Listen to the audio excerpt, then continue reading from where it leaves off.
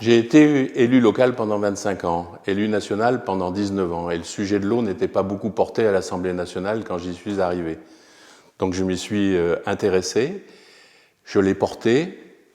J'ai été désigné comme président du Comité national de l'eau en 2012 en tant que parlementaire et renouvelé par décret du Premier ministre en 2017. J'en exerce toujours la présidence. C'est la loi de 1964 qui fonde la politique de l'eau en France. La gestion de l'eau, les solidarités urbain-rural, la solidarité amont-aval, la gestion par bassin versant, le système des agences et le système des redevances. C'est tout cela la politique de l'eau en France. Mais ce système a essaimé en Europe et dans le monde entier, parce que la gestion des bassins versants démontre bien que l'eau n'a pas de frontières. Elle est quelquefois transfrontalière. Les fleuves comme le Rhin, par exemple, il est partagé avec l'Allemagne et d'autres pays. Et donc, c'est important de pouvoir partager les expériences, aussi bien les expériences françaises que les expériences étrangères.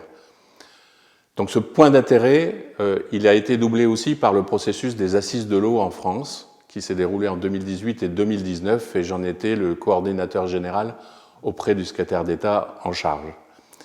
Les assises de l'eau ont posé dans leur première phase la question du petit cycle de l'eau et dans leur seconde phase la question du grand cycle. Il y a bien sûr un continuum de la politique de l'eau. Il faut réapprendre le cycle de l'eau. C'est comme ça que nos concitoyens s'approprieront le sujet de l'eau et qu'il sera pris en compte beaucoup mieux qu'il ne l'est encore aujourd'hui par les élus, quelle que soit la strate de collectivité qu'ils administrent. Je pense que le sujet de l'eau est un sujet transversal qui devrait impacter toutes les politiques publiques, l'urbanisme, l'agriculture, et c'est cette prise de conscience qui peut être accélérée par des colloques tels que Europa les organise.